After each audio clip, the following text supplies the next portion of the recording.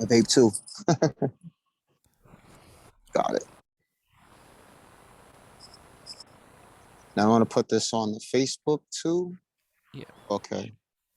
yeah, I'm going live now. Okay. Let me follow you first.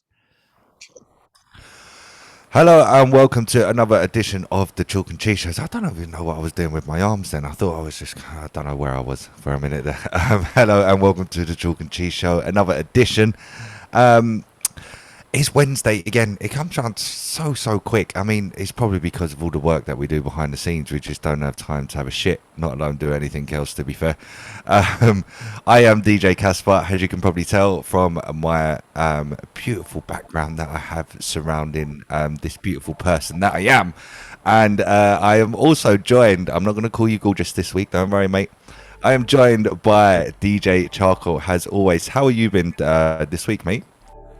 Yeah, I've been good, man. I've been good. Things are kind of, I don't know. We had a really nice day. Oh, sorry, not a nice day.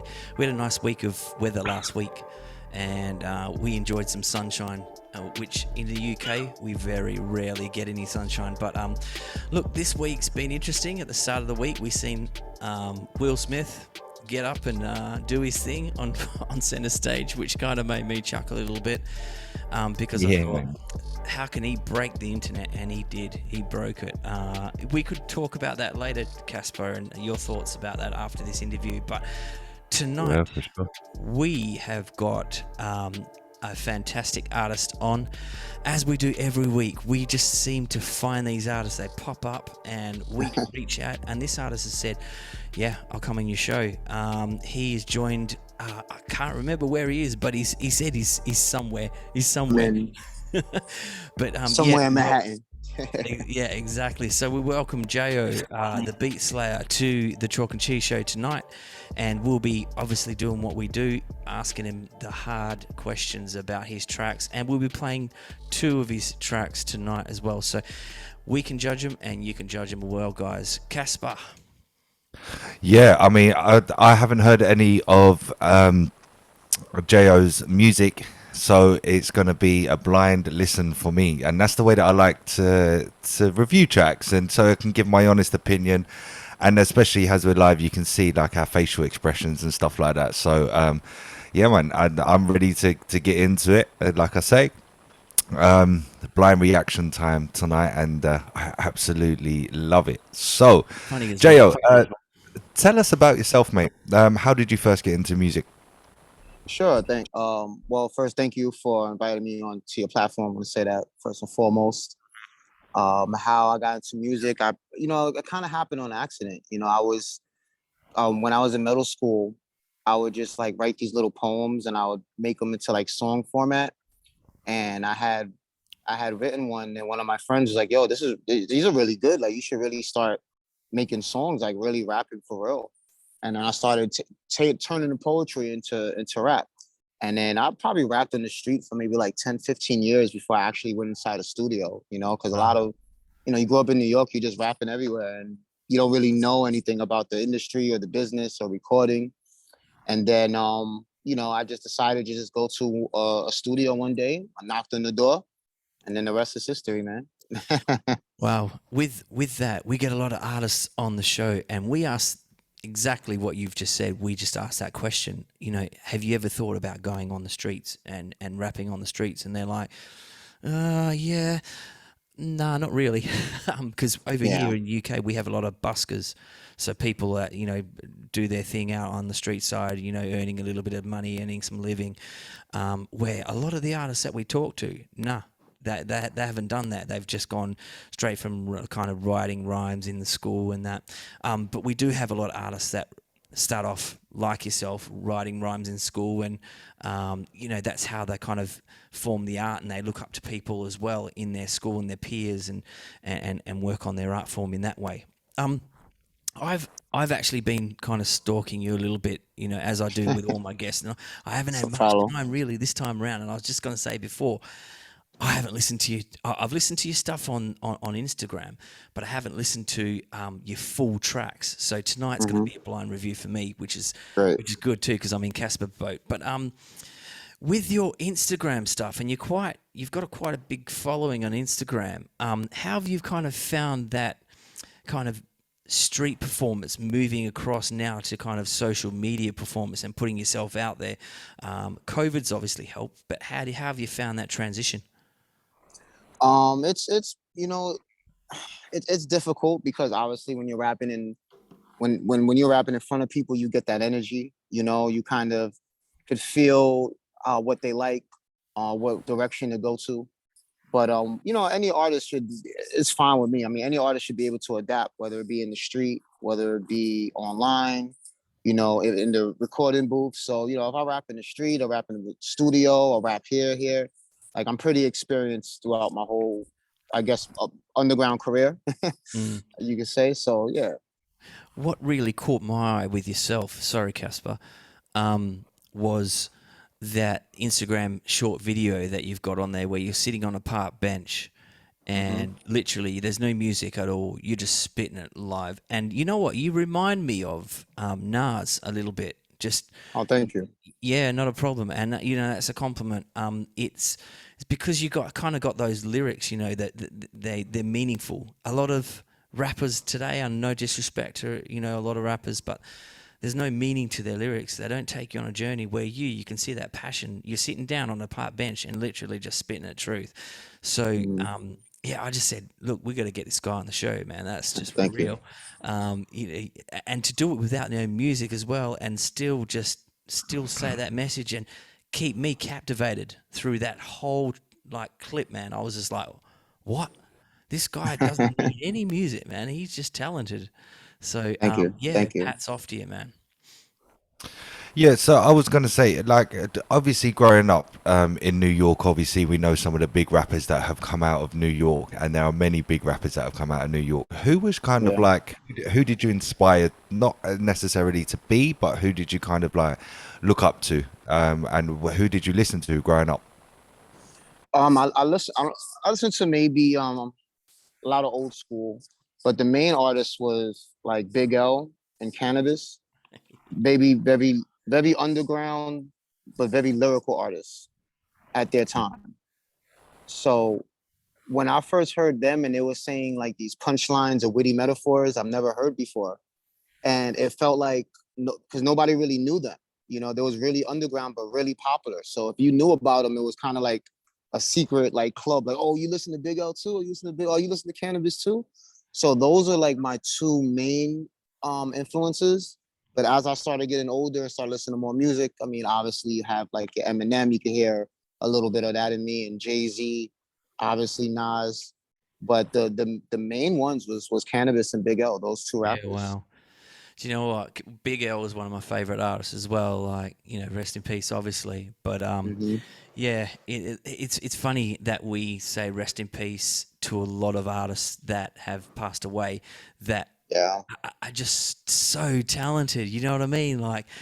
If you had one of today's rappers pass away, look what happened when DMX died. Like, how many days were we seeing that stuff out on the media because people just loved his music? You know what I mean? And that's where, when you do lose such a massive artist, you feel that, you just sit back and kind of reminisce on the tracks. I'm a big Tupac fan as well.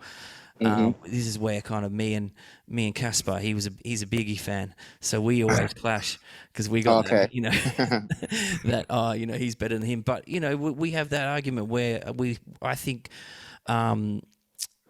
Tupac lyrically was really good, and he was a showman. Where Biggie, his flow was a lot better. Absolutely, he flowed a lot better. So. But anyway, it's not about me. It's about you. But it's cool. we are. You know what? We're gonna jump straight into one of your tracks, and I've already got one queued up, ready to go. So, I've got two of your tracks tonight, as I said, and we're gonna listen to a track called "Dance Song," and let's have a listen to it, Casper, and let's see what we think. Yep, it's the blind reaction time now. This is the test. I was talking to one of my female fans the other day, and she said, Jayo, I really like your music, but I feel there's something you're missing.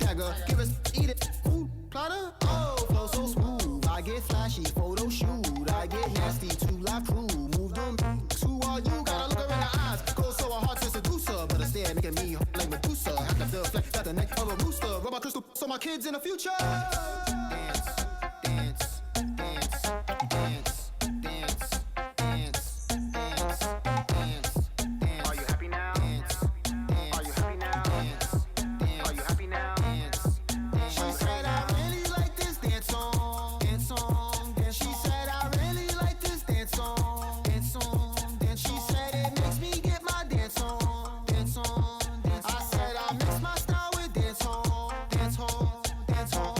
Yeah, I can mix it up. Like how the beat drop, then I pick it up, bring it to the whole end. It's a slam dunk. Why you sitting on your phone? Stand up. What the hell goes wrong with people nowadays? I don't know. Must have been a scope at how she bouncing on my pole. Holy smokes, got some ropes, got the only. She is, I ain't shaking, got the Holy Ghost. Let me tone it down. I be all by myself like an only child. And when I'm in public, got the only smile. Girls in Cancun, the 90s, I ain't going wild. With the top down, cruising down all the crowded streets. Got 50 cent, can't get $1 out of me. I'm a cheapskate, sorry that top I gotta be. Last time I saw her, she said, wait. I know you ain't think that was it. Let's work. Let's work, let's work, let's work, let's work, work, work, work. Let's work, let's work, let's work, let's work, work, work. Let's work, let's work, let's work, let's work, work. Let's work, let's work, let's work, let's work. And this is the part where you bring it up. Let's work, let's work, let's bring it up. And this is the part where you bring it up. Let's bring it up, let's bring it up. And this is the part where you walk it out. Let's walk it out, walk it out. And this is the part where you take it back. Let's work, let's work, let's take it back. Shit, man, I wasn't expecting that. I'm not gonna lie. I was going to say I'm first. I didn't get there quick enough. I'm first. Yeah, man, I wasn't expecting that at all. Like, I wasn't expecting the Afrobeat style. I wasn't expecting kind of like the R&B kind of style that you can kind of hear in there at times. It sounds like I'll tell you what it actually sounds like. It actually sounds like a very English song, like when Funky House was kind of at his peak, almost in England. It kind of reminds me of like there's a song called Festa. I can't remember who sings it now, and but yeah, it kind of reminds you of that song. It's all like you give instructions to kind of like dance and do little things. So it's a very interactive song. But that beat, man, I wasn't expecting that coming from a hip hop artist. I'm not gonna lie.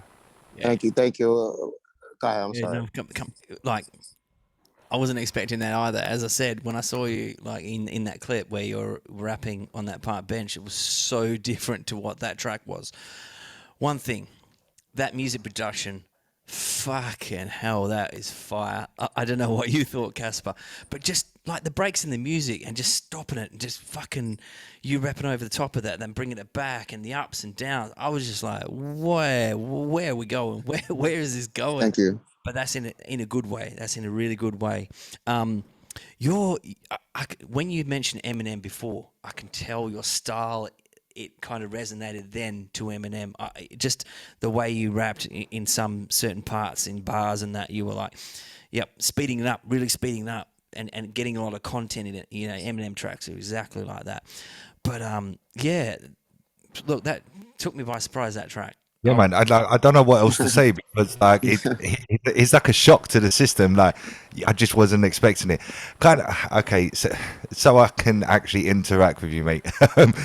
What was your inspiration? What was the inspiration behind that track? Like, tell us a little bit more about the backstory and stuff. Absolutely. So that I made that song maybe around during COVID, and I was performing like at this little underground place, and there was a bunch of girls dancing, whatever. And then when I performed, none of the girls danced. They all kind of like subconsciously stopped dancing. So at that point, I realized like, wow, I don't have any dance songs. I have no party songs. I have nothing, that girls could really dance to. All my stuff was really hip hop. So that's what kind of changed. I was like, you know what? Let me try to find something where I could perform, still kind of keep my stay to myself, but make a song where people could dance to. And I came up with, I found that beat. I got the beat. All the ups and downs you talk about, I actually made those. Like I was told the engineer, "Well, put that there, put that over here." Yeah, And when I perform it, man, it's just amazing. People react to it. It's like instant. And I got a video out for it. I have people that there's sometimes people do TikToks and they do reels to the song, and it's all wow. what's the word? It's all organic. It's all organic. I didn't tell anybody to do a TikTok or reel to it. Wow. Yeah. So now, I'm still pushing the song. Sometimes, it takes years for a song to really get out there. Yeah. But that's the song that I'm really pushing right now. I'm For definitely me, gonna yeah. check that out on TikTok. What I found about that song as well, you push that boundary. You weren't scared. Like a lot of people, a lot of hip hop artists, Hmm. they just stick to kind of, a few levels. They're just, either, hitting it hard or kind of taking that mellow side. But you, and what I give you props for, mate, is that you listen to your public well. You're watching your fans. You're going, you know what, this is not work. Me and Casper, we're DJs, and I DJ weddings and all that shit. And we Hmm. got to think on our feet, and that's exactly what you've done now. If you don't see anyone dancing as a DJ, what do? You drop a fucking track everyone knows. Yep. It's Yep. exactly what you just did there, and like it, during COVID, reggaeton and kind of that kind of Hmm. funky beat. That was what was around then, and it still is. Tracks are still coming out now. So hats off to you, man. Like I just said Thank you. before, you switched it up and you weren't afraid. You weren't afraid to do it, and that just makes you more versatile. It just people look at you and go, you know what, this guy can do that. He can do that, and he can do that. So yeah, or like that kind of moves on to my next. Have you got kind of a management, or have you kind of been approached by anyone? Here and there. It hasn't been so crazy where I need a manager at this moment. I figured that once I get, a little too, I could pretty much manage everything myself right now. I mean, I know I need help here and there, but no, I don't have any management now. Yeah, man. That's what it's all about. Like, in a way, it's kind of like if you succeed by yourself, you've done something right. Do you know what I'm saying? Right. So when it comes to the time of actually getting a manager, you say, no, right, this is how shit's going down. I want it done this way, this way, this way, and Exactly. that way. But if you can Exactly. adapt to make it even bigger, then be my guest. You know what I'm saying? But yeah, man, that track actually reminded me when I was a young teenager, like maybe at 15, 16, and that's the kind of shit that we was listening to back then. But it was known as funky house. Now it's Mm. almost known as that Afro beat. Afrobeats, yeah. Yeah, man. But Afro beats, man, that shit is hard right now, man. Like you just got to look Yeah. at Yeah. even Ed Sheeran is spitting Hmm. Afrobeat now. You know what I'm saying? So like It's huge. he's doing it. So yeah, man. Like, how is the hip hop community? Because obviously you're known as a hip hop artist. How, like, when your friends first heard that track, and you've obviously steered away from what you normally do. What was their kind of reaction to it? It was similar to yours. Like there was this like, well, this is really different, but it was really good. Like it was instant. Like that's one of the first records that I've actually, maybe the first one that I put out, and it was just like, some songs they need to grow on people after hearing it once in a while. But that one, as soon as I released that, I was getting hit up. Yo, that song's hot. Yo, I like the song. Yo, my daughter's dancing to the song. Yo, my son loves this song. So that's what it was. Everybody just gravitated, and people made their own little videos to it. So I'm still Yeah, pushing it. man. It still hasn't got to the world, but it will soon. It will, I'm sure. But that's the point that obviously I'll go back to what Charcoal said. You obviously looked at your audience, your target audience anyway, and Hmm. you've said, right, now I have to fucking switch it up. So that's what you've done. And obviously now you say people are making TikToks to the song, they're making Yep. videos, their own videos to the song, and stuff like that. So yeah, man. Obviously, like, is it a kind of like a different path that you would generally take, but obviously keep the hip hop aspect in it, Exactly. or yeah. So, Exactly. so So go ahead. I'm sorry. sorry, I was going to say, so we should expect to hear obviously some more stuff like that in the future. Is that correct? Or Yeah, absolutely. Because I realized, one of my target bases was females. And a lot of girls, they listen to my music, they like it, but like I said before, it wasn't nothing they could dance to.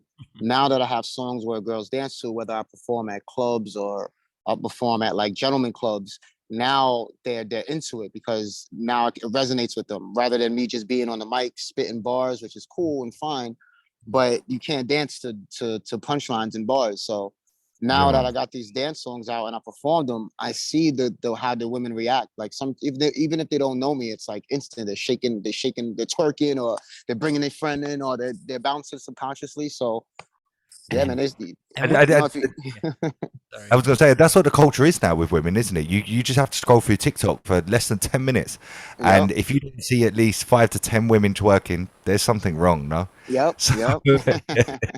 so, but you say that you perform in gentlemen clubs. How does Yeah. that go down? So How does that actually go down? so it's a couple ways. You can know the DJ, and then DJ could just put you on for a couple minutes, or sometimes they have events where a bunch of artists come and perform.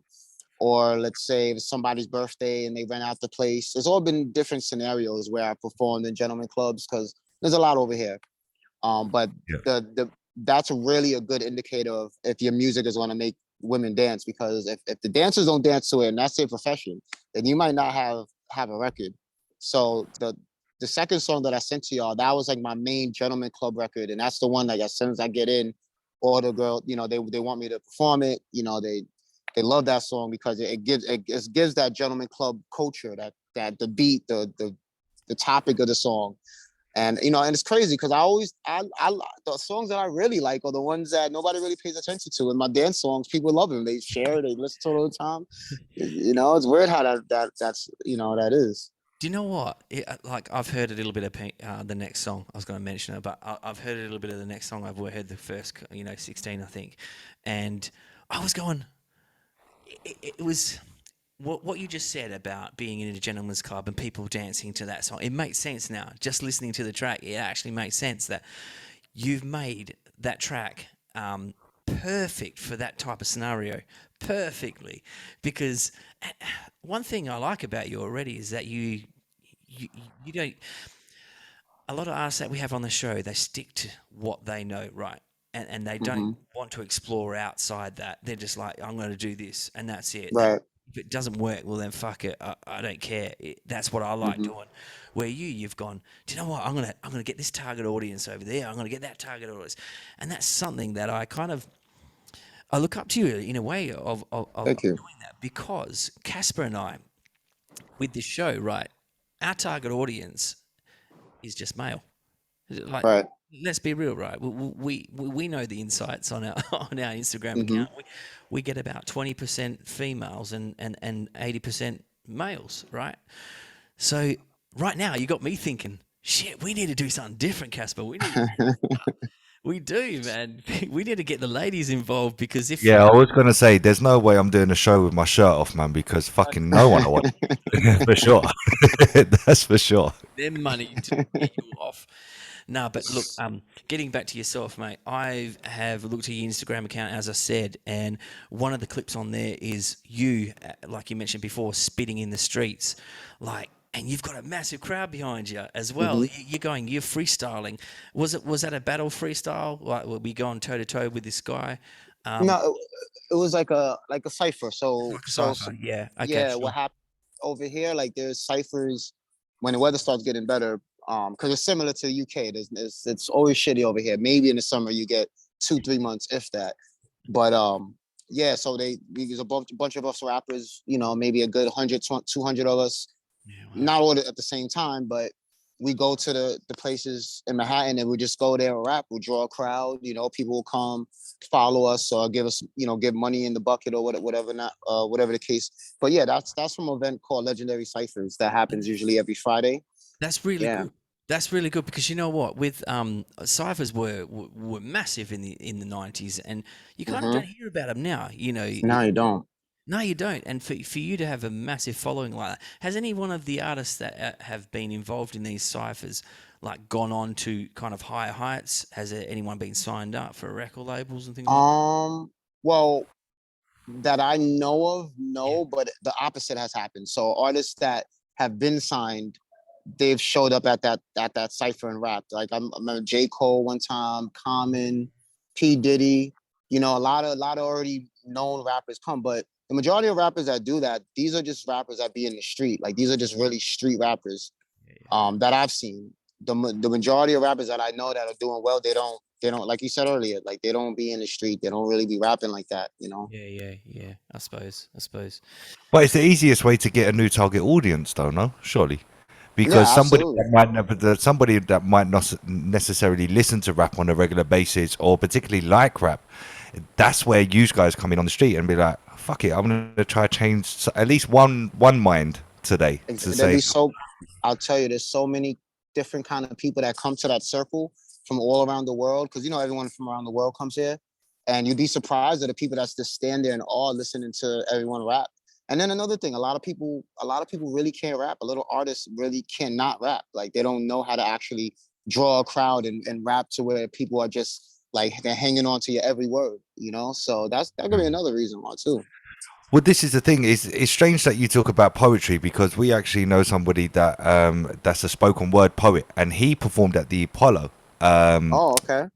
the other week, and literally he was on the stage less than a minute, and he got booed off. So, but he's the nicest guy in the world, and he does have a message. Is that he grinds? When I tell you this man grinds, he grinds, and Works hard. so yeah, it's like, but that's what rap is, though. That's what people don't understand. Whether it's spoken or rapped, it's still poetry, right? It's Yep. still poetry, and if you don't have something to say, then obviously people in these circles where you do the ciphers, people are going to be like, oh, fucking hell, man, this guy is just blah blah blah blah blah. You know what I'm saying? And Yeah. this is what fucks me off about these mumble rappers as well. They mumble, man. They just mumble. You can't They're understand literally a word they mumbling. say, and then they're massive. They're huge. You know what I'm saying? Yeah. Like it doesn't make sense to me. But like, I'd rather listen to somebody that tells me a story and takes me on a journey than listen to blah blah blah blah blah blah, blah all like for 3 minutes. You know what I'm saying? I But agree. saying that, Charcoal. Now I want to listen to the next track because if it's anything like the first, then yeah, You know I'm what? gonna be surprised again. I'm sure. All right, let's do it. As I said, man, like I've listened to the first few bars, but what I found it was different. So similar to the first song as well. So yeah, let's run it.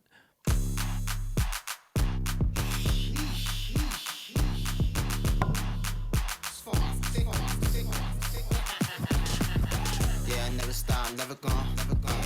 And I'm shining like a rolling yama. You don't have to tell me no that I'm not. Alright, I got it. Yo, yeah, I never stop, never gonna quit. Yeah, I'm shining like a rolling on my wrist. You don't have to tell me no that I'm the shit. Ass jelly cause she peanut butter thick. Peanut butter thick, peanut butter thick, thick, thick. Peanut butter thick, peanut butter thick, thick, thick. Yeah, I never stop, never gonna quit. Ass jelly cause she peanut butter thick. Damn, she is thick, thick, thick, thick, thick. Damn, give her a dick, dick, dick, dick, dictionary. Because her definition is scary. Yeah, you find a husband, yes, if you listen to fairy tales. Oh well, I am here for now. Yeah, my happiness is loud, you can hear me smile. Where's it loud? I have to get a high now and stay there like a pair of tatted eyebrows. Give me wine now, so I can wind down. Yeah, the onion booty make a nigga cry now. I'm really wild, I don't think you wanna find out. I will fuck you in the corner, you want time out. My mind's foul, that's why I call time out. This ain't wild status, cannon blow your spine out. Then this booty make a nigga sweat and wild out. Pussy slippery real wet, you need a sign out. Ayy, sweet like lemonade. Days like I'm trapped up in a maze. Wasted, never slowing down. If you didn't know it then, that you know it now. Yeah, I never stop, never gonna quit. Yeah, I'm shining like a rollie on my wrist. You don't have to tell me no that I'm the shit. Ass jelly cause she peanut butter thick. Peanut butter thick, peanut butter thick, thick, thick. Peanut butter thick, peanut butter thick, thick, thick. Yeah, I never stop, never gonna quit. Ass jelly cause she peanut butter thick, thick. What's your sign? What's your background? Because you fine and your ass round. Looking like a pig when you put your back down. I ain't never scared, I will never back down. I ain't never squared, always come back round. Give her back shots like I give back rounds. I ain't slick, but she is slicker. Chocolate caramel, yeah, she a snicker. That thing so wet, it could be a river. With a heart so cold, it could be the winter. Always on fire, you will never see me shiver. Booty make you finish in a minute, it's a TV dinner. Yeah, I never stop, never gonna quit. Yeah, I'm shining like a rollie on my wrist. You don't have to tell me no that I'm the shit. Ass jelly cause she peanut butter thick. Peanut butter thick, peanut butter thick, thick, thick. Peanut butter thick, peanut butter thick, thick, thick. Yeah, I never stop, never gonna quit. Ass jelly cause she peanut butter I'm first.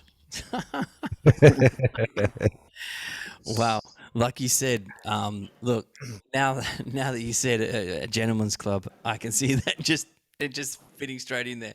You know, you don't even have to do anything with it. You just put that on there, and you can watch. You can just That's it, man. girl It's sliding up amazing. that pole. Just watch. I feel like getting the fucking dollar bills out at the moment, just like around the house. I had to put the headphones on, to be honest with you, because I thought, oh shit, this is dirty. I think the missus will hear this and she'll think, what are you listening to? That's a cool track. That is a really cool track. Yeah, man. It's just like um, different, like your first one. You're just not scared. You're not worried. It was like a twerking with a little bit of Brooklyn bounce in there for some. hmm I was just like going, hang on, I just want to sit in my bounce in my chair. But yeah, Casper, what are your thoughts? Yeah, man. I mean, that track is very, very commercial. Like, I could see that being played on the radio and stuff like that. But yeah, when you tell me about the Gentlemen's Club and stuff, yeah, it just goes in that hand in hand, doesn't it? Yep. Like Charcoal says, I can imagine the women just doing whatever they're doing and the men enjoying it as well. Um, I've said this a few times actually on the show, but with you, I kind of get like, you probably think, like, what the fuck is he talking about? But like with you, I kind of get like an Andre 3000 vibe, just in certain little parts of it. Like in the early days of Outkast, like hmm obviously not the type of beat that you're on, but it's just like the way that you flow sometimes. I think, oh, shit, yeah, that reminds me of Andre massively. I Thank don't you. know if you've ever been compared to Andre before, I but have. I hear. Yeah, I have because I've thought a couple times because people said very versatile and yeah, I'm very different. So and you really can't compare me to anyone. So I heard Andre 3000, like Tyler the Creator, like people that are just different, you know. And anyone that's different that you can't really put like that you can't really compare them. You could there's some influences, but it's like, yo, this guy is really different. I hear that a lot. So Yeah, thank you, man. man. I mean, I can even compare that track to a track by Tiger. That Tiger could easily Yep, beat on that track yep. easily. But yeah, man, that track is the track's fire. I'm not gonna lie, Thank it's you. a perfect summer jam. Even if you're not in a fucking gentleman's club and you just want to Yeah. be that's a party starting tune. It's as simple as that. You could drop it in anywhere in the middle of a hip hop set. Like I say, after a Tiger song, after a T-Pain song, whatever it may be, it could go anywhere. The one thing I like about you is that because this is a massive thing for us because we come across shitloads of rappers and fucking they all use auto tune, all of them. I didn't hear one hint of auto tune No, in any of your tracks, man. never. I refuse to.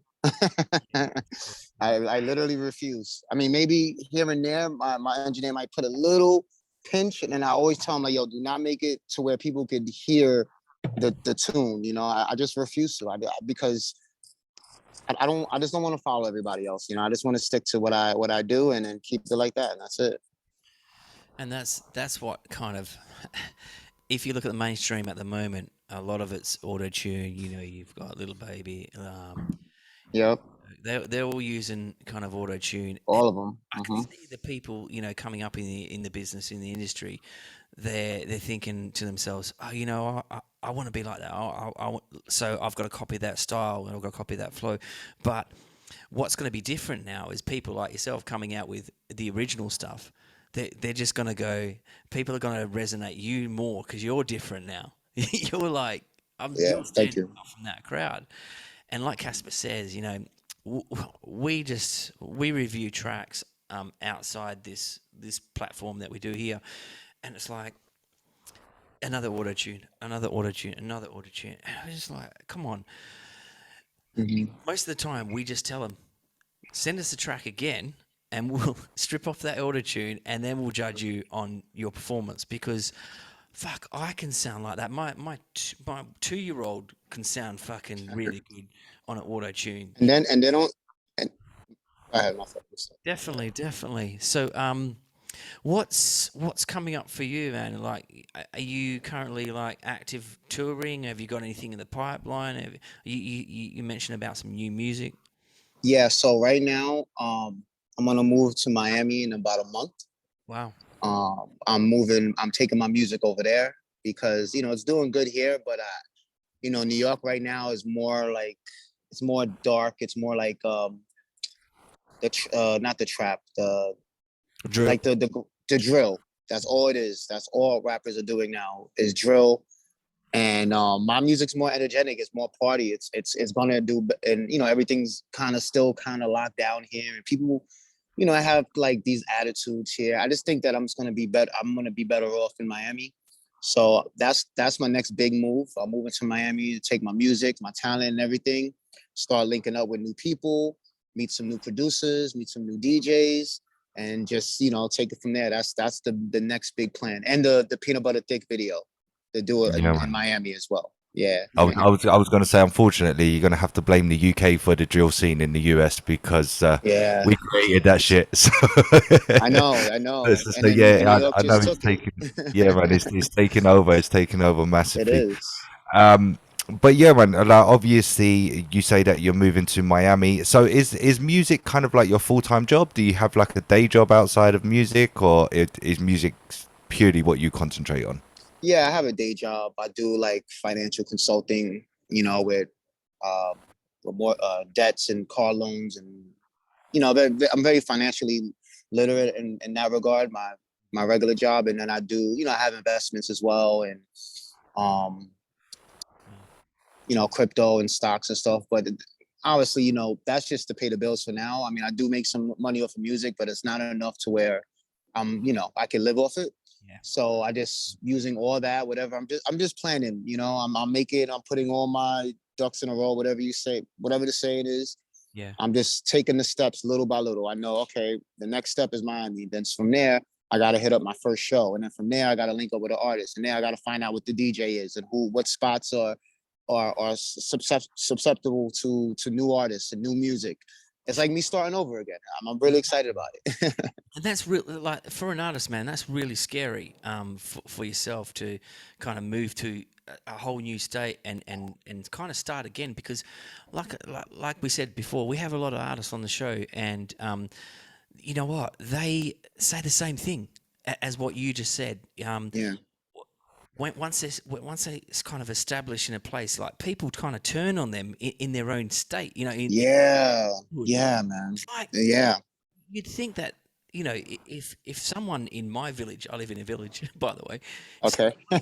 took off, I'd be like, fuck yeah, that guy's from my village, man. I want to support him, definitely.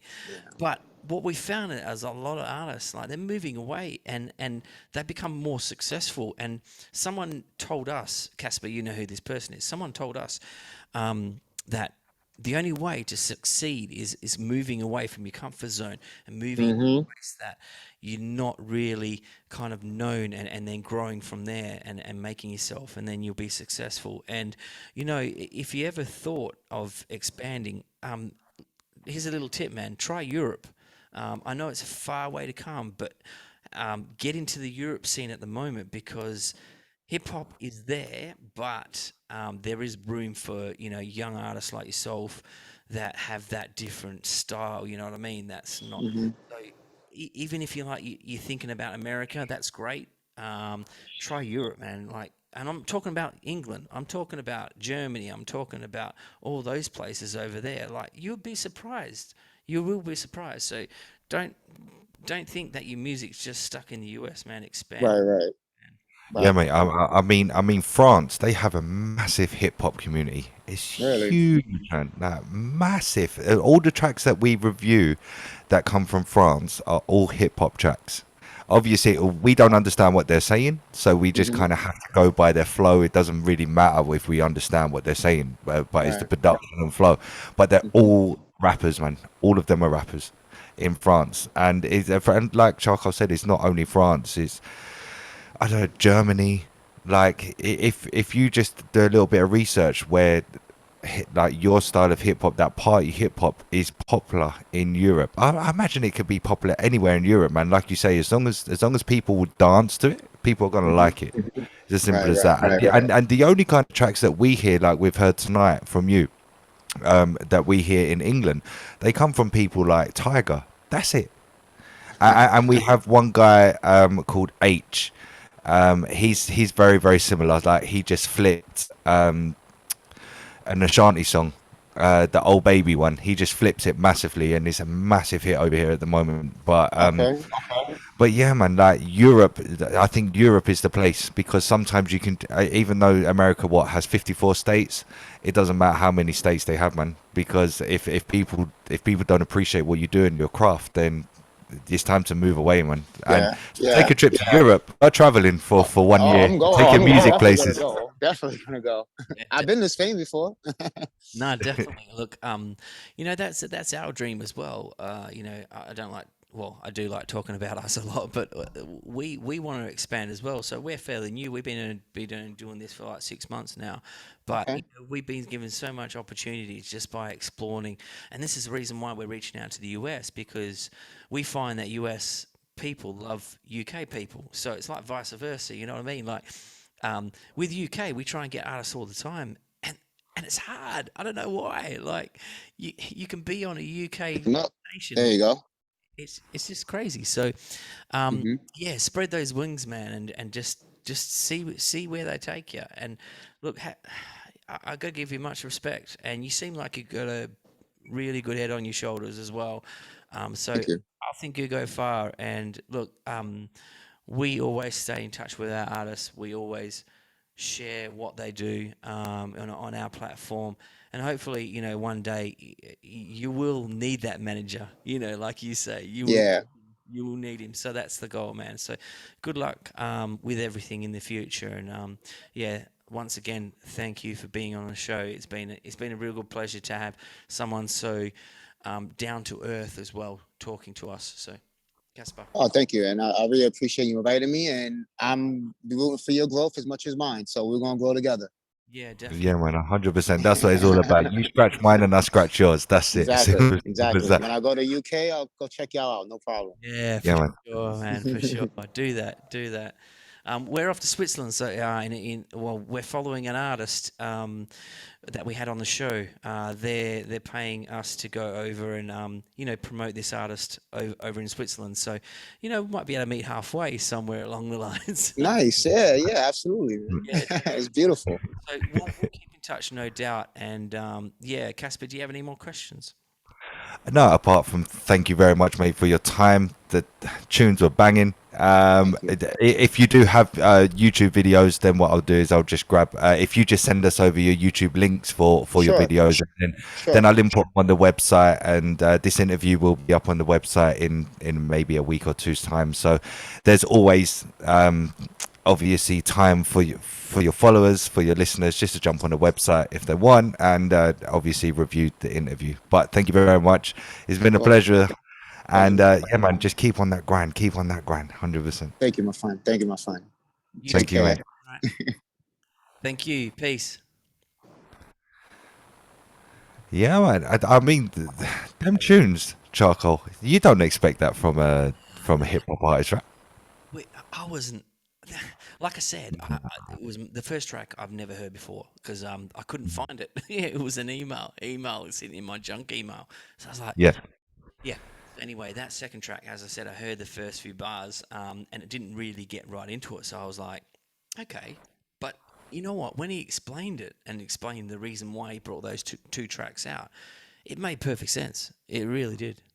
100%. 100%. But let's talk about the Oscars. Let's talk about the Oscars because I mean, if people don't know what happened during the Oscars this week, then obviously they were living under a rock for a few days, and they just haven't picked up their phone. But let's talk about Chris Rock first, okay? He was doing his thing. He was the presenter of the 93rd or 94th edition of the Oscars. So big hats off to him for landing the gig. Great comedian. Did he push it too far though? Did he push it too far with Jada Smith and Will Smith? Because there was a whole thing. I think Jada and Will were actually in the same category for the best documentary, and Will actually won. And if people don't know, but Jada is actually she suffers from alopecia, so she shaves her hair off and stuff like that. Now, Chris Rock actually turned around and said, "Oh, Jada, I'll look forward to seeing you in the GI Jane 2." Now, if you haven't seen GI Jane 1, the character actually shaves her head off, and yeah, shaves her hair off her head, and she's bald. And yeah, I mean, it was a bit of a weird one. I don't know whether it was staged or not, but I Yeah, hope it yeah. wasn't, to be fair, because it made great TV for people to watch, especially over here anyway. But yeah, Will Smith was laughing at the joke and everything like that, but then Jada's face just dropped, mate. It dropped, and she must have give Will the look to say that, like, just gotta kill him, literally go and kill him. And the next thing you know, Will Smith just gets up off his seat, and Chris Rock's like, I don't think he quite knows what's coming, because he's like, uh oh. And me, when I first initially saw the video, I thought, oh yeah, he's just gonna say, like, what the fuck, like, what was that all about live on TV? You know what I'm saying? But he didn't, man. He just, like, got his hand, he swung it back so far, and pam, straight in his face, man, straight in his face. And Chris Rock's reaction after it was just that he recovered well from it, to be fair, Chris Rock, because he was like, oh, that's the probably one of the greatest moments of history in telly. So what's your thoughts, mate? Do you think who is to blame now? Because obviously I don't condone violence in any way, shape or form, especially when, or like, millions and millions of people are watching. If you want to do violence, man, then, like, you get in the boxing ring. It's as simple as that. But yeah, who do you think's actually to blame here? Do you think Will Smith kind of overstepped the mark, or do you think Chris Rock overstepped the mark? It's funny because I'll go back to a few days before, actually, because I don't know if you know that these Oscars, they put something out in the public press that these Oscars were going to be friendly. There was going to be no jokes, derogatory jokes, or anything towards um, anyone. So, in the past, Ricky Gervais and all that done the Golden Globes, and he literally tore asses out of every single person. Masterpiece. That was a masterpiece. I loved it. It was like watching Eurovision again, but obviously on a bigger scale. But Yeah. look, when I saw it, a couple of things went through my head, and I was thinking about it, and my decision and my thought process had changed, and it's changed a few times, and I'll tell you why. Because when I first saw the clip, I was like, yeah, Chris Rock is a comedian. He's stepped over that boundary already by taking the piss out of someone when it's already been put out there that they weren't going to do that this year. But he's a comedian, and he thought, what better way to get a laugh and get people in the good mood is to do that. And obviously it was scripted, and obviously, I mean, his jokes were scripted. The reaction, right? Initially, when I first saw it, I was like, okay, so he's just whacked him on stage. It was a slap. Like, to me, I would have probably used a fist rather than an open hand. And but then I thought about it, and I went, yeah, he's protecting his partner, his wife, and just kind of standing up for what her medical condition and so on and so on. But then I kind of flipped it, and I went, yeah, but he there's a worldwide audience, right? And kids would have stayed up and watched that as well, and they would have seen that on the internet. So, what are we teaching us as human beings towards to children, that if something happens or someone just says something to you, not physically harm them or anything like that, says something about your wife, you're going to walk on stage in front of everyone and slap him. Now, to me, that kind of made me think, nah, it shouldn't happen. It shouldn't have happened. He shouldn't have done that. He should have went on stage and had a go at him, yeah. But what's the message he's putting out there? And then he does his speech after. And I was like, okay, are you going to say sorry? Are you going to say sorry? And he doesn't say sorry. So Well, he didn't personally say sorry to Chris Rock, did he? He didn't say like, "Oh, Chris, I'm sorry for what I've done." He just apologized to the Academy and stuff, didn't he? he, But if let's put the boot on the other foot now, mate. Okay, if you was out with your partner and you was at a comedy night and a comedian picked on her, what would you do? I wouldn't get up and slap the guy. No, I'd probably. But you just said you'd use a fist instead of a slap, so you probably knock him out, right? No, when I mean, I didn't make the decision to walk on stage and hit him. He made the decision, but what I thought he would have hit him with a fist rather than a slap. I wouldn't. I didn't say I would. I kind of did say I would do that, but if I was in his situation, I'm backtracking here, but you know what I mean. Yeah. But yeah, it's kind of getting back to your question. I probably, I, I just heckle the comedian. I know that people are watching, and I'd probably get ripped off stage by the bouncer anyway, so I'll probably end up making a dick out of myself. And in the end of the Mhm. day, if he didn't win that Oscar, he would have made a big dick out of himself. I reckon it'll be worse off for him that in his situation if he didn't win an Oscar. Now that he's won an Oscar, it felt like he was untouchable. You know, standing on that Yeah. stage crying. It's like you've just slapped a man on national stage. I would, you know what I'd do? I'd probably walk out. I'd grab my partner and walk out and go, you know what? I've just hit a man on stage in front of millions and millions of viewers. I'm going. I'm not going to hang around.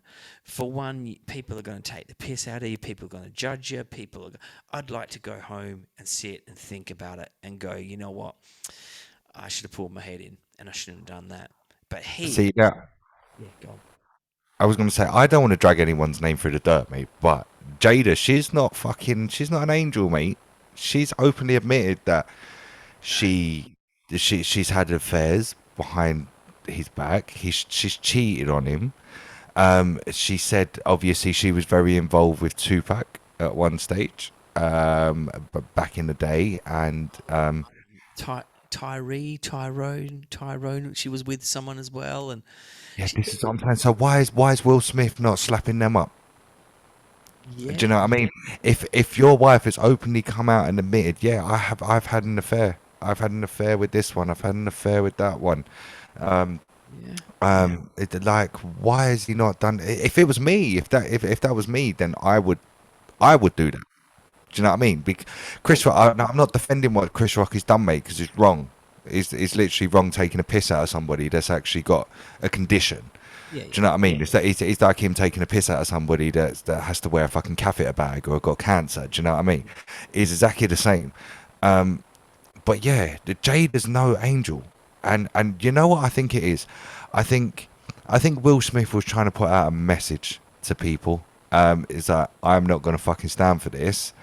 And Chris Rock was just the unfortunate one that had to take the slap, because I think now people will look at Will Smith differently.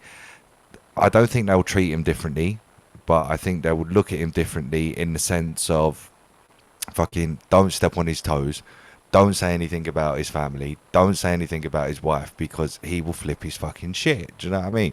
Yeah. When he come off the stage, if you actually watch the video carefully, after he slapped him and he was walking back to his chair, he was actually smiling.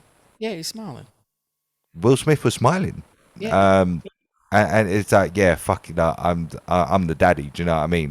Like you say, he's almost feels like he's untouchable.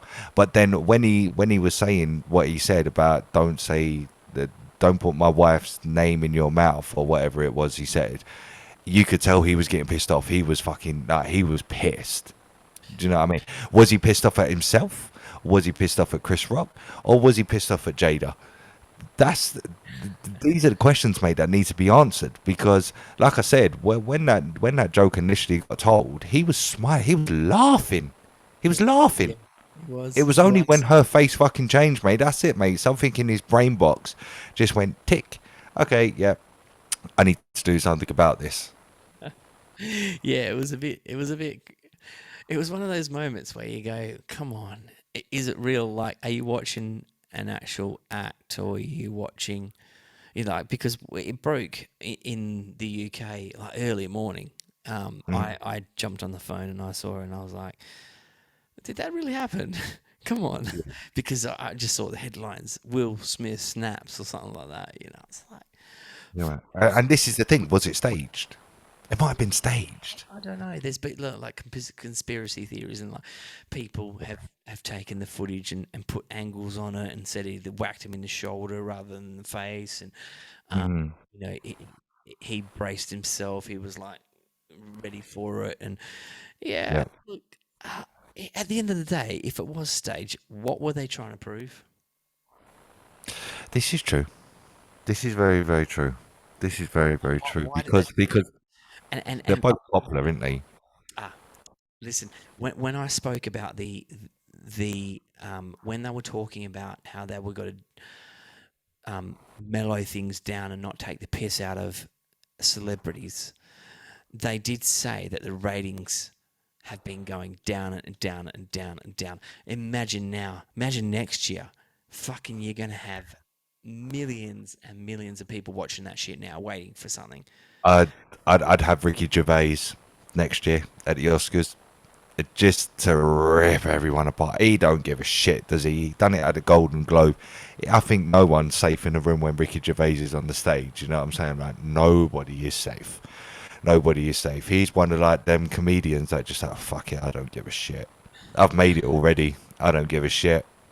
I'm just gonna say what I want to say, and I don't give a shit who I offend, or anything like that, or whether he gets the gig again. I just don't think he gives a shit. But if it was a publicity stunt, then I mean, Who knows? But I don't know if you've seen on social media as well. There's another comedian who was retiring.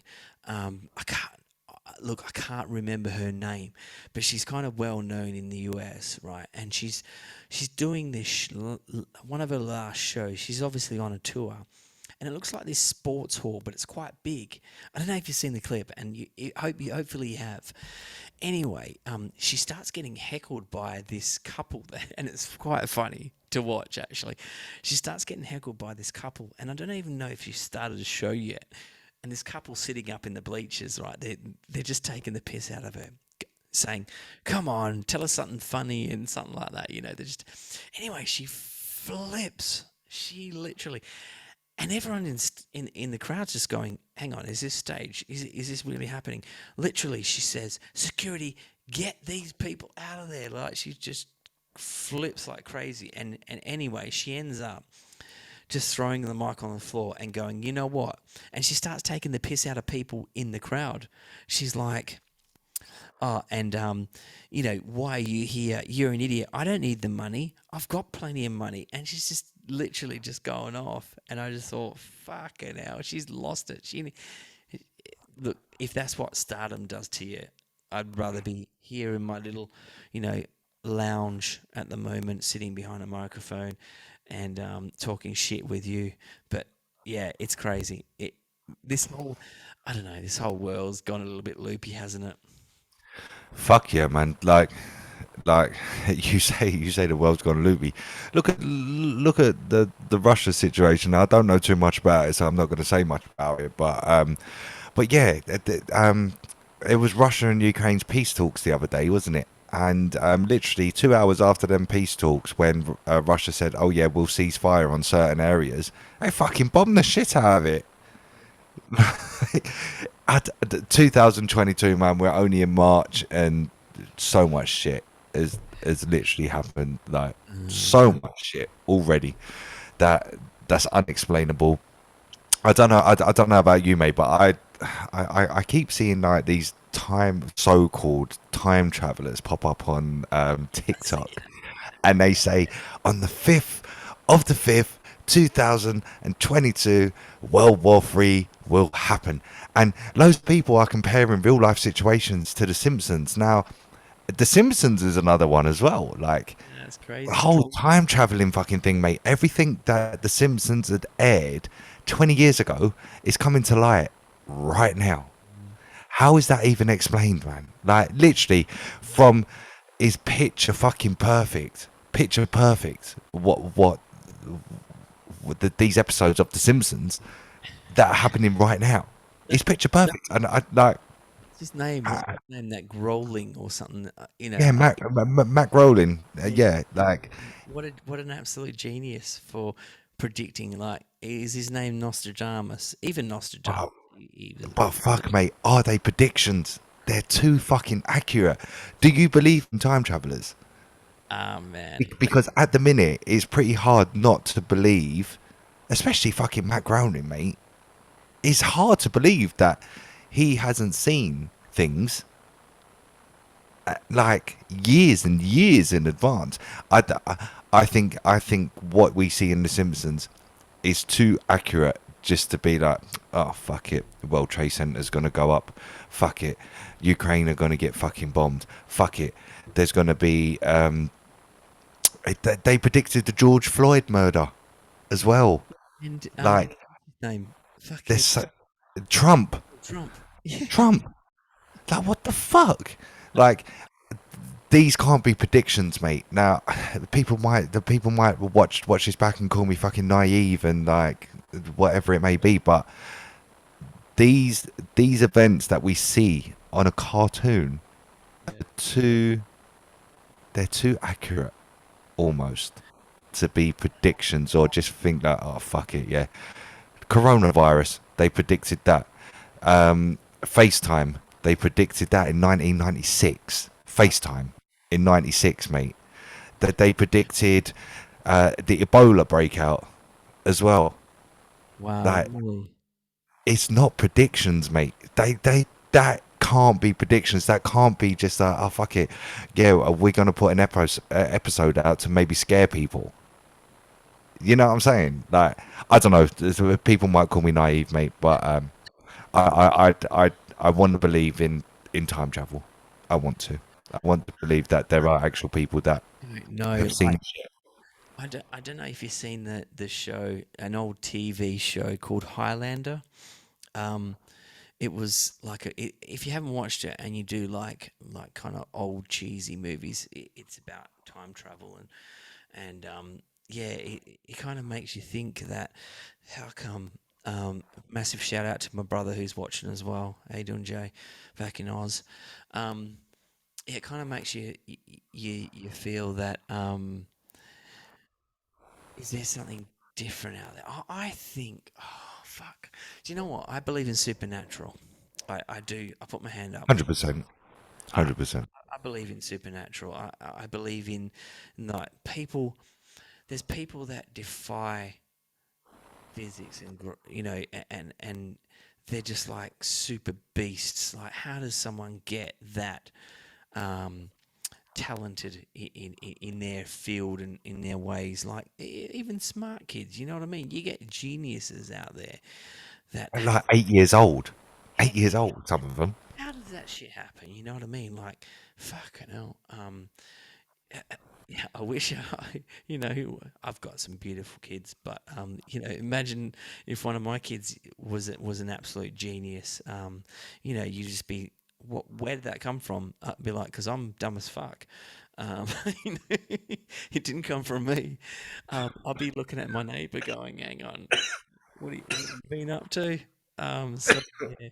And if it definitely speaked, Brazilian or something like that, then I'd be definitely worried. So yeah, but I believe in. We've spoken about this before. We've spoken about supernatural ghosts and stuff like that, and I do believe in ghosts. And we've had a medium on the show who's kind of told us about some things, and we go, "Fuck, how does she Yeah. do that?" So yeah, these talented people out there. I mean, I don't believe in ghosts because I've never seen one.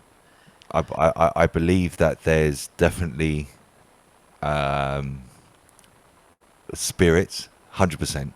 But to believe in ghosts, I think that's a kind of theory that you'd need to experience Yeah, I gotcha. to actually say, "Fuck yeah, there's ghosts about." Do you know what I mean? Definitely. No, I've never seen like a full body apparition of of a person or anything like that.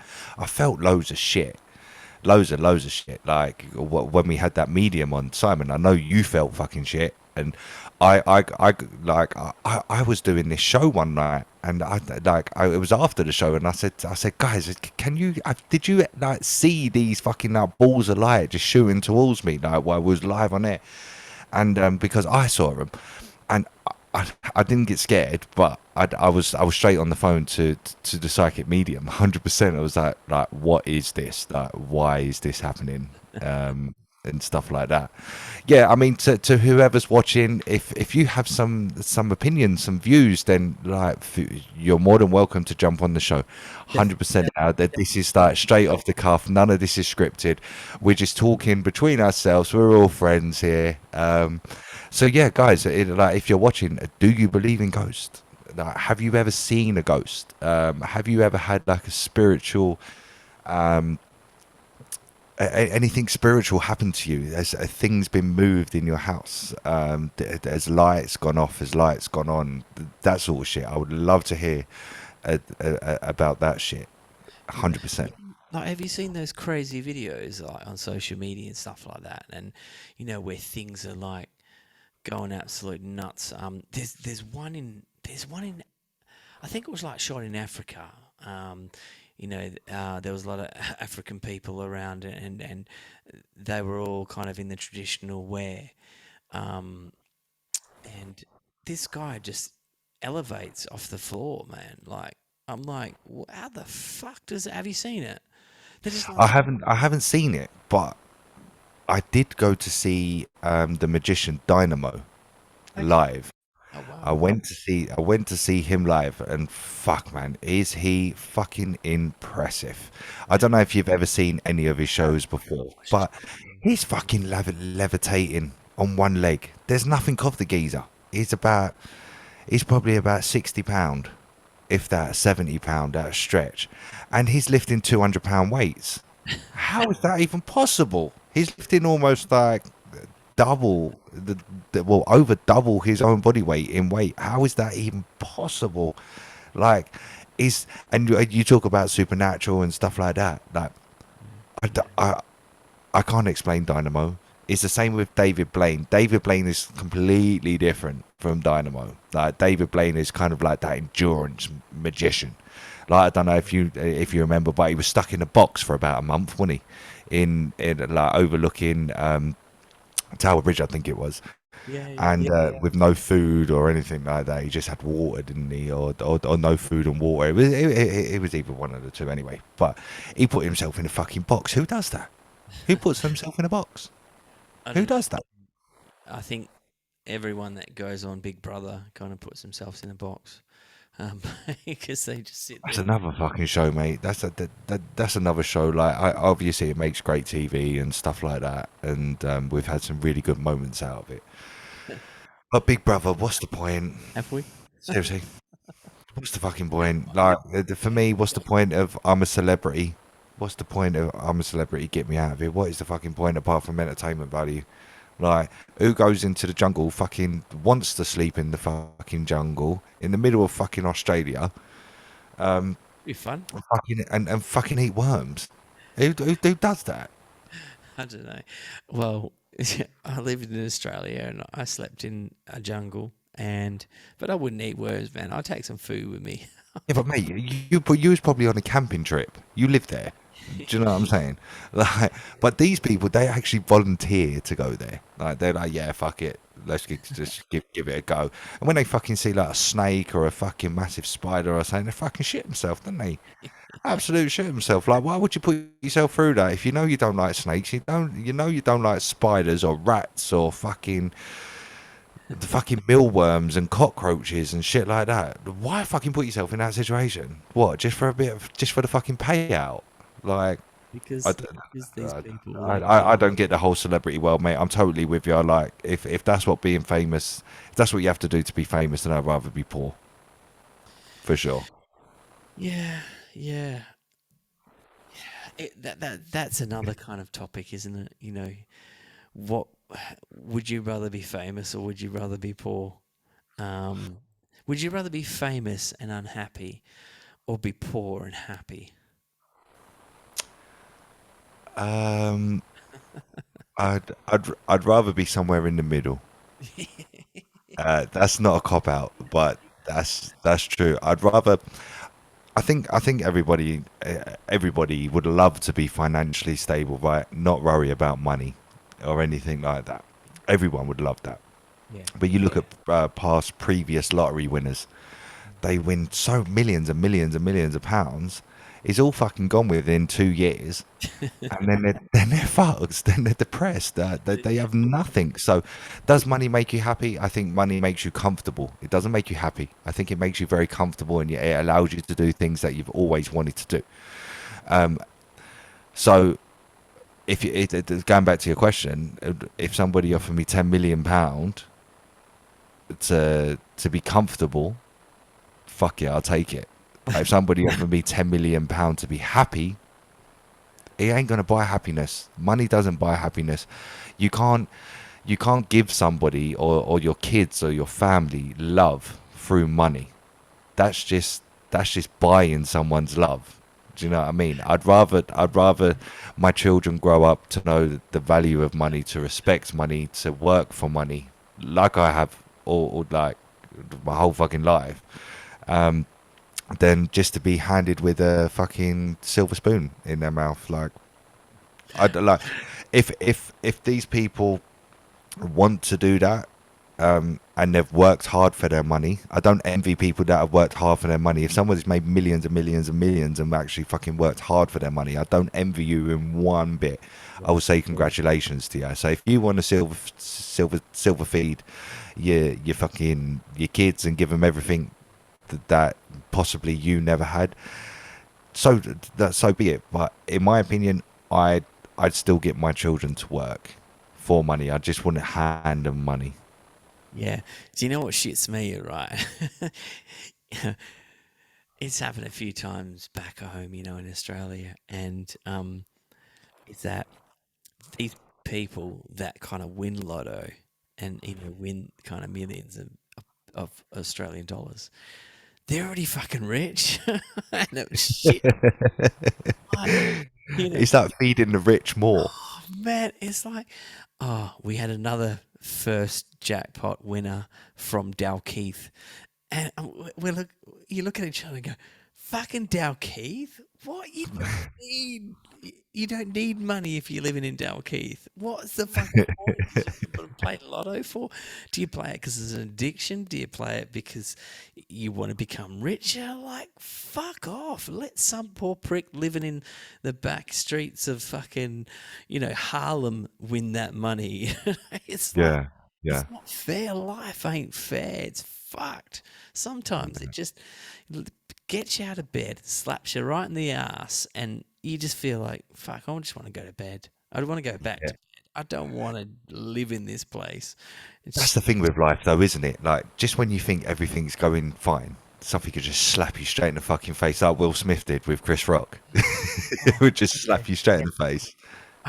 One thing I do want to mention, and we talk about our family quite a lot, and you just mentioned your family as well. We're talking about values. Is that my mum? She won't be listening to this, but I just want to mention it. I don't know why I want to mention it, but my mum's been suffering from chronic back pain for around about 2 years, probably even more now, and she went in for surgery last Wednesday.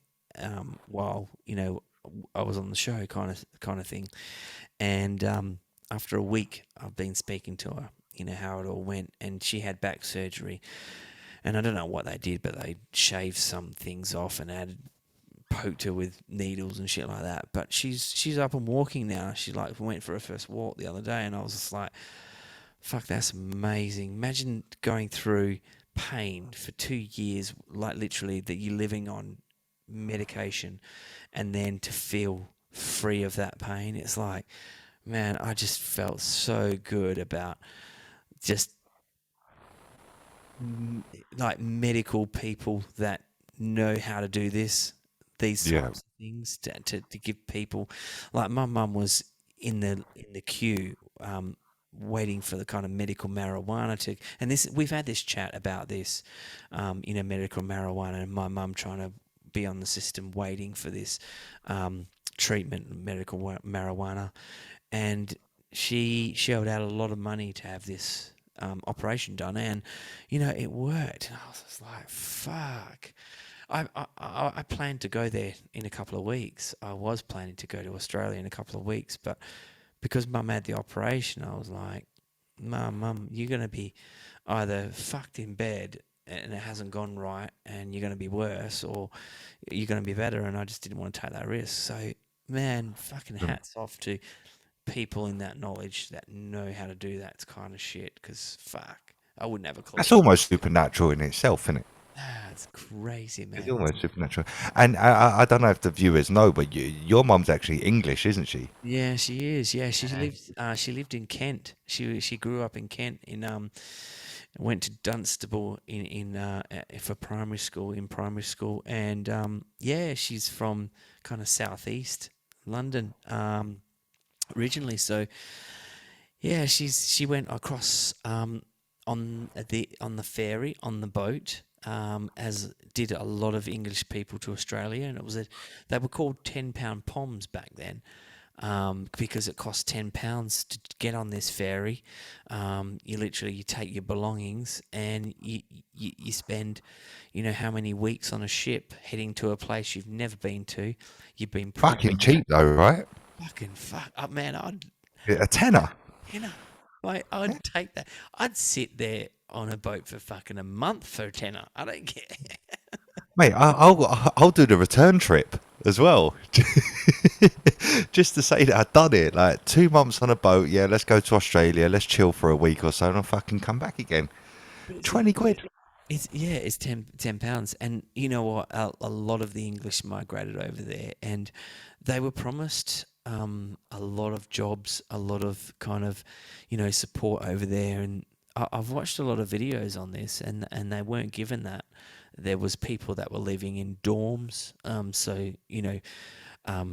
like housing kind of units. I wouldn't say houses. They were just like kind Would of. you say like hostels? Not even that, mate. They were like containers, shipping Okay. containers and stuff like that were converted.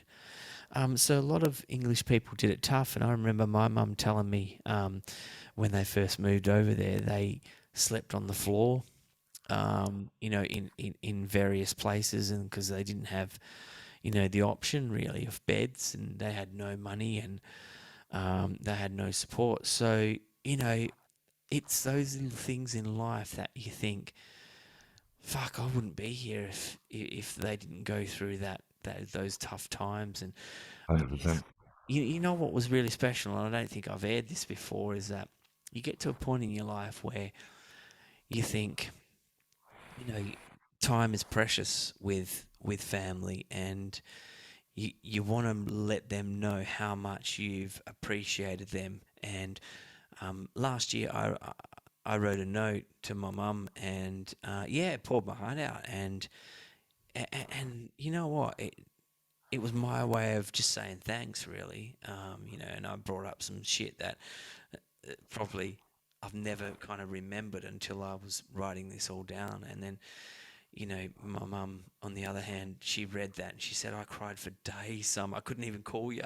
I couldn't call you because Oh, really? I was crying my eyes out, and I was like, yeah, but Mum, that's how I feel. And even though I don't say it all the time, and we argue, and we argue, it's how I feel. And man, you never know what's around the corner. So just Exactly. like you say all the time, reach out to that loved one and tell them, that you love them, because what can happen tomorrow is what can happen. So. And you know what, mate? I think that's the perfect way to end the show. Oh, I think, I was looking at the time going, shit. yeah, I think that's the perfect way to end the show. And yeah, I'll only echo what you've just said, mate.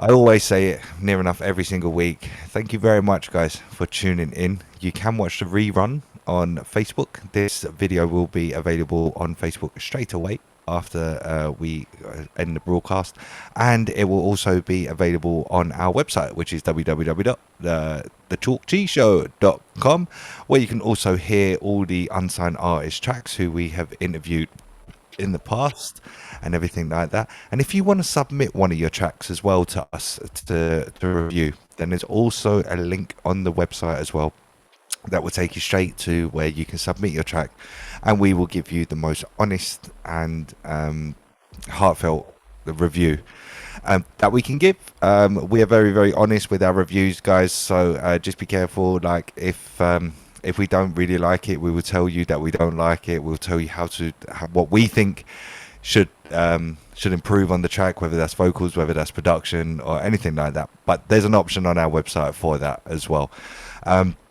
A big thank you to Jay, also, who was on the show tonight. His music is available on YouTube and all good musical platforms as well, and also be available on the Chalk and Cheese website as well. It's also been a massive pleasure once again this week to broadcast this show live with Mr. DJ Charcoal. As always, each and every Wednesday we do this, guys. So remember the name, the Chalk and Cheese Show. We have massive projects coming up in the future as well. I'm going on a bit too much now, so I am DJ Casper. And remember, guys, always be safe and reach out to that loved one if you haven't spoken to somebody in a while, because like Charcoal said, you never know what's around the corner. But until next week, guys, take care and good night. Yeah, definitely, guys. Sorry, Casper, I just want to throw this in. Make sure you jump on our website. Our website is thechalkcheeseshow.com, and also follow us on Instagram. We put a lot of content out on Instagram, and next week we've got another show, and we've got 2 artists lined up. We've got one from UK, he's a rapper from UK, and we've also got a hip-hop artist all the way from New Jersey. So make sure you tune in next week. That is me, DJ Charcoal, signing off. It's Huru from the Guru. Peace.